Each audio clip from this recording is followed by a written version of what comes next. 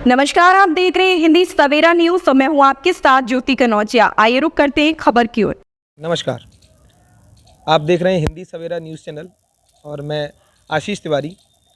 जैसा कि आप सभी जानते हैं कि अभी इस समय चुनावी जो सरगर्मियां हैं वो सभी इस समय चालू हैं और अभी हम इस दौरान अपनी न्यूज़ चैनल के द्वारा हम आपको जो सच्चाई है और जो जगह जगह लोगों की क्या इच्छाएं हैं, अब सरकार किसकी रहने वाली है, इस सभी चीज़ों की जानकारी आप सभी तक पहुंचाना चाह रहे हैं, जिसको लेकर आज हम जो हैं उपस्थित हैं। बसपा जो है आपकी जो पार्टी है, उनके जो पहले से काफ़ी समाज सेवी भी हम कह सकते हैं उन्हें, और कार्यकर्ता भी रहे हैं काफ़ी पुराने समय से। और आज हम चौधरी साहब से मिलेंगे, तो उनसे ही हम आपको रूबरू कराते हैं। चलिए आइए और बात करते हैं क्या कुछ कंडीशंस और क्या कुछ स्थिति रही हैं अभी तक। आपका बहुत बहुत स्वागत है सर हमारे चैनल में। मैं सवेरा टीम को भी बहुत बहुत धन्यवाद, क्योंकि उन्होंने ये चुनावी सीज़न में अपना अभियान चलाया है। इसके लिए आप साधुवाद, धन्यवाद, मंगल कामनाओं सहित आपको शुभकामनाएं। बताइए।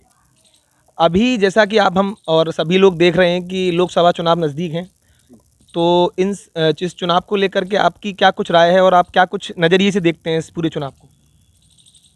नज़दीक नहीं, चुनाव चल रहा है जी। मथुरा अपने यहाँ पे जो दूसरे चरण में मतदान होगा, कहीं चुनाव हो भी चुका है या मतदान की वोट डलने के 26 तारीख को 26 तारीख को वोट डलेगा। यहाँ पे 26 तारीख को वोटिंग है। एक दो पहले चरण का चुनाव शायद हो भी गया होगा जी।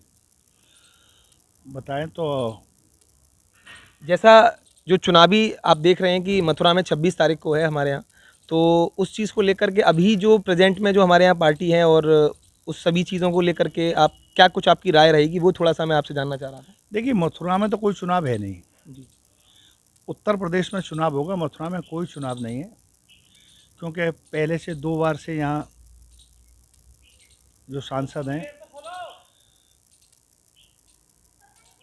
हेमा मालिनी जी, वो यहाँ सांसद हैं और वो यदा कदा अपने प्रोग्राम के तहत मथुरा आती हैं, या कोई धार्मिक आयोजन हो या कोई उत्सव मथुरा में कोई ब्रज, ऐसे अभी 2-3 महीने पहले ही ब्रज महोत्सव हुआ था। चूँकि वो सेलिब्रिटी हैं, लंबे अरसे से उन्होंने पिक्चरों में काम किया और पिक्चरों में जो काम करने वाले लोग हैं उनकी एक्टिंग अलग होती है और रियल पर्दे पे, और राजनीति में चाहिए रियल, जो ज़मीन से लेके और खेत खलिहानों की बात जानता हो, ज़मीनी कार्यकर्ता से लेके ऊपर तक की नॉलेज रखता हो। तो वो तो दरअसल क्या है कि भारतीय जनता पार्टी को सीट निकालनी थी, इस वजह से उन्होंने, चूँकि वो तो हर जगह नया प्रयोग करते हैं, उनने आज से 2019 में हेमा जी को उतारा था, 2000 उसको मॉडिफाई कराती है, क्योंकि जो पैसा आता है वो लैप्स ना हो जाए, उसी में लगा हुआ करते हैं। आज मैं उसको देख रहा हूँ कि 2014 से, पहले भी मुक्ताकाशी रंगमंच था, पहले भी उसमें कार्यक्रम होते थे, मगर 2014 से उसमें मॉडिफाई का काम चल रहा है। ये एक उन्होंने काम किया है और उन्होंने अपने जो हमारी सांसद हैं, उन्होंने अपने नृत्य के उस पर बाहर वो लगा दिए स्टैचू, और ये बताया कि ये इंटरनेशनल मुक्ताकाशी रंगमंच होगा, यहाँ पे देश विदेश से लोग आएंगे। तो वो भी पिछली सरकार थी, अखिलेश की सरकार थी, 17 करोड़ रुपया उनने दिया था, इससे पहले सरकार थी उनने पैसा दिया, अब इनने भी कुछ पैसा दिया है। कोई नया शिलान्यास नहीं किया कि नई कोई इन्होंने नया प्रोजेक्ट तैयार किया हो।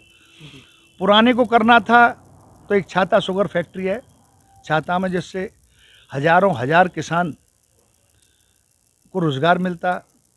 जो किसान अपने गन्ना पेराई को लेके मेरठ जाते हैं, अन्य ज़िलों में जाते हैं, अपने गन्ने को लेकर के वहाँ उनकी पेराई होगी और उनको उचित मूल्य मिलेगा।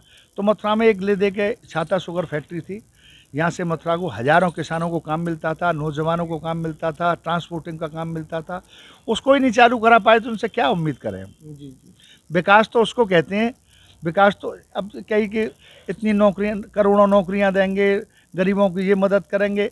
अब 5 किलो गरीब को राशन दे के उसका मुँह बंद कर रखा है, जबकि उसकी अकॉर्डिंग एक कर्मचारी को, आप अगर सरकारी कर्मचारी को नौकरी दोगे, किसी नौजवान को नौकरी दोगे, तो 45-50 हज़ार से उसकी नौकरी स्टार्ट होगी। अब ये संविदा पे कर रहे हैं, 12-13 हज़ार रुपये में इनको नौकर मिल जाता है सरकारी। जो 60-65 हज़ार रुपये देने हैं वो 8-10 हज़ार में काम करा लेते हैं उससे।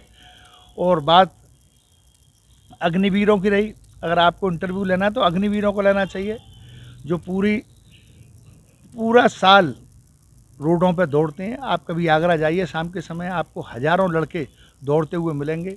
जब उनको पता चला कि हमारी नौकरी 4 साल की हो गई है, तो वो गन चलाना वहाँ सीख के आएंगे। उसके बाद वो 4 साल में रिटायर हो जाएंगे, क्या करेंगे? आतंकवादी बनेंगे, अपराध की दुनिया में जाएंगे, क्योंकि उनको 4 साल के बाद रिटायर हो जाएंगे। तो होना ना होना एक तरह की नौजवानों को अपराध की ट्रेनिंग दे रहे हैं 4 साल की करके।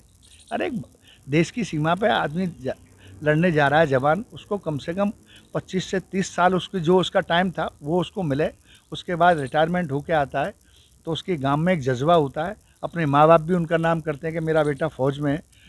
क्योंकि आप देखते होंगे जब बच्चे शहीद होते हैं हमारे, सीमाओं पर लड़ते लड़ते शहीद हो जाते हैं, आतंकवाद से लड़ते लड़ते शहीद हो जाते हैं, पूरा ज़िले, पूरा आसपास का इलाका हज्जुम उमड़ता है, उन पे अपनी श्रद्धांजलि देता है, उनको मालाएं पहना, उनको पुष्प अर्पित करता है। तो वही सब खत्म हो जाएगा 4 साल में। कब गया कब आया, 4 छुट्टियों में 4 साल हो गई। तो ये सब मजाक हो रहा है, और इस मजाक के खिलाफ जो बोलता है, जो मजाक के खिलाफ बोलेगा उसका आप असर मैं क्या बताऊं, सब देख रहे हैं सारा। अच्छा, अभी जैसे मौजूदा स्थिति हम देखें तो आपके हिसाब से कौन व्यक्ति ऐसा है जो आपको लगता है कि धरातल पर रहकर काम करवाएगा, आप आगे चुनना चाहते हैं उसे? नहीं, मथुरा की बात करें तो लोकल कोई प्रत्याशी कोई हो, मथुरा की जनता उसका घर जानती है, उसका मकान जानती है, कहाँ रहते हैं, क्या उनकी एक्टिविटीज़ है, अपना आप जनता काम करा लाएगी। क्योंकि अब इन्होंने कह दिया 400 पार, क्योंकि जो इनके खिलाफ बोलेगा, जो चुनाव लड़ेगा, या तो वो जेल में होगा, या उसके पैर में गोली मार के उसको हटा दिया जाएगा, या उसका उस फील्ड से ही हटा दिया जाएगा। तो ये कह रहे हैं तो इसमें कोई सत्योक्ति नहीं है। 400 पारी आएंगी अगर इन्हें मोदी जी ने कह दिया है, तो इसमें मैं नहीं समझता हूँ कि इस चीज़ से हम ये समझ सकते हैं कि एक तरीके से जो लोकतंत्र है जिसमें चुनाव होते हैं, और वही एक तरीके से हम कह सकते हैं कि डेमोक्रेसी जो होती है वो चुनाव का एक जरिया होता है, तो वो खत्म हो चुकी है हमारे भारत में। डेमोक्रेसी बिल्कुल ख़त्म हो गई, संविधान बिल्कुल ख़त्म हो गया, स्वतंत्रता बिल्कुल ख़त्म हो गई, व्यक्ति की अभिव्यक्ति बिल्कुल समाप्त हो गई। अब आप मौन रह के आपके वोटर को, इंडिया के वोटर को सिर्फ वोट डालने के लिए ज़िंदा रख रखा है, बाकी रोज़गार उस पर नहीं। अपने स्टेटस को बचाने के लिए अपनी सेविंग को खा गया। अब कैसे कैसे करके वो अपनी किचन को चला रहा है, ये उसी व्यक्ति से पूछिए। ये इंटरव्यू अगर आप महिलाओं से ज़्यादा लेंगे तो आपको ओरिजिनलिटी पता चलेगी। जो बाकी अगर आप किसी फील्ड में जाकर इंटरव्यू लेंगे तो ज़्यादातर उनके मैनिपुलेटेड लोग हैं। कल ही मैंने एक कार्यक्रम यहाँ पे अंजना ओम कश्यप जो आज तक की एंकर हैं, उन्होंने मथुरा में एक डिबेट की थी, चुनावी डिबेट। मैंने देखा था उसमें 95% भारतीय जनता पार्टी के लोग थे। जैसे ही अदर पार्टी का कोई डिबेट में बोलता था तो मोदी योगी, मोदी मोदी मोदी मोदी, उसको बोलने ही नहीं देते थे। मतलब ये आप कह सकते हैं कि एक दबाव बना रखा है। दबाव बना रखा है चारों तरफ, चारों विभाग में। कोई कर्मचारी, कोई अधिकारी, ये नहीं कि यहाँ के पर्सनल लोग ही काकें, व्यक्तिगत लोग ही दबा रखें, कोई भी तंत्र उनके खिलाफ बोल नहीं सकता है। अभी 2 जनवरी को भगवान मर्यादा पुरुषोत्तम श्री राम जी का मंदिर का शुभारंभ हुआ था, उद्घाटन हुआ था अयोध्या के मंदिर का। तो आप देखते कि जितने भी सरकारी कार्यालय हैं, सब सरकारी कार्यालयों में एक कोटा फिक्स कर दिया गया था कि आपको अयोध्या के लिए 2 जनवरी में आपको ये काम करना है। और सारे सरकारी डिपार्टमेंटों में पहले महात्मा गांधी जी की स्टैचू होती थी या उनकी तैलचित्र होता था, या बाबा भीमराव अंबेडकर जी जिन्होंने संविधान लिखा, उनका फ़ोटो उठा। 4 से फ़ोटो होते थे, अब वो फ़ोटो नगाड़ होते जा रहे हैं। और मुझे लगता है कि इस 2024 के बाद मेरे ख्याल में चुनाव होगा ही नहीं। ये आखिरी चुनाव समझो। इसके बाद संविधान अलग बनेगा, कानून अलग बनेगा, और ऐसा कानून बनेगा कि व्यक्ति को 10 साल के बाद ही वोट डाला जाएगा। और मैं तो ये भी कह सकता हूँ, मुझे कहने में कोई गुरेज नहीं है, ये जो अखंड भारत कह रहे हैं, बाकी में अखंड भारत बनेगा। जिस मोबाइल और टीवी और रेडियो की ये बात करते हैं, जिस गाड़ी और उसकी बात करते हैं, वो 85 वर्षों से एक्टिव हैं। मोबाइल को आप भी जानते हैं कौन लेके आया, 4 व्हीलर कौन लेके आया। इस खबर में बस इतना ही। बने रहें हिंदी सवेरा न्यूज़ के साथ।